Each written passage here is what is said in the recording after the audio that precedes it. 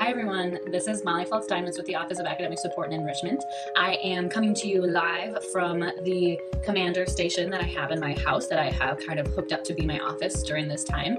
I wanted to reach out to you guys to provide some milestones, tips, tricks, strategies to include with your dedicated, which I know is literally right around the corner. So I think that that's something that is probably on all of our minds right now, is just how do we make sure that you're feeling prepped for this step one time, particularly in this moment of uncertainty that we have with the COVID-19 landscape. And so, I recognize that that's such a huge anxiety and that there's a lot of just unanswered questions out there. And I think our goal for you and our hope for you is that we can still follow that plan and move forward as if that date is still there and as if that date is still going to be available to you. That date create a really strong strategy for you. So these tips and these strategies that we're going to be providing today are going to be helpful in that creation for you. And I hope that you're feeling strong and you're feeling capable because we believe in you. We know that you're capable of doing this.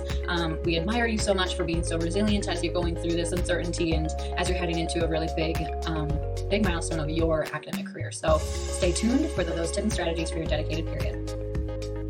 All right, let's kick it off with tip number 1, and that's stick to a routine. This is particularly important as we're all adjusting to this self-isolation and we're creating new norms for ourselves. Building a routine means being consistent in how we're running through our days. That's having a consistent start time, a consistent end time, and really knowing where each hour of the day is going.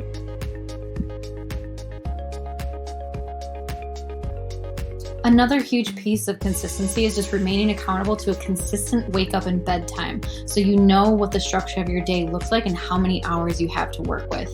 Allow yourself time at the end of each day to relax and wind down. We don't want you pushing all of your question review or content review up until the moment you're putting your head to rest. Number 2, we want to make sure that questions are a priority. Make it a priority to get through all of UWorld by taking the number of days in your schedule and dividing by the number of questions. We recommend starting with 80 questions per day, but if this feels like too much, start with 40 questions per day for the first week and then bump it up. An important thing is for you to build stamina during this time.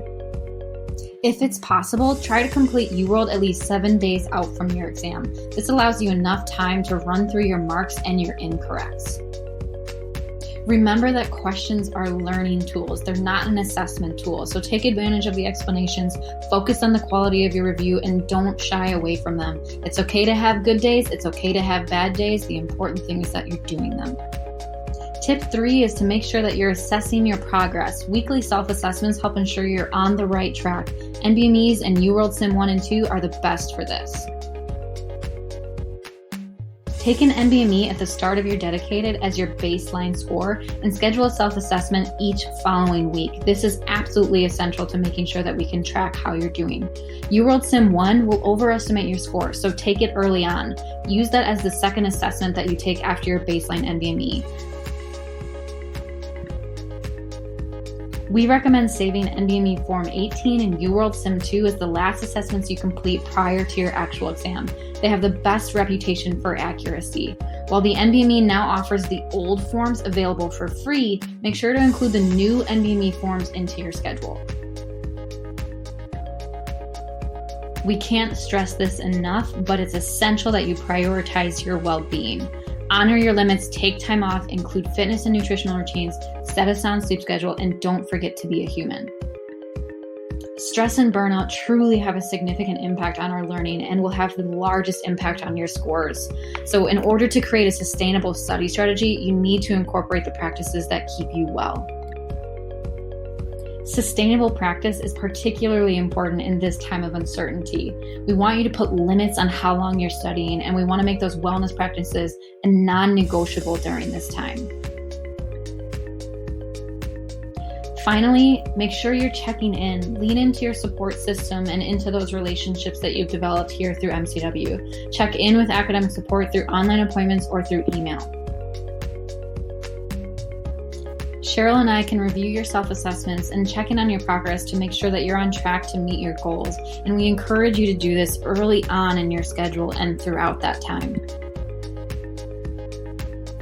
I know we've said this a million times in a million ways, but we truly want to support you in any way that we can. Never hesitate to ask a question or reach out. We are here, we want to support you, we believe in you, and we know that you can do this.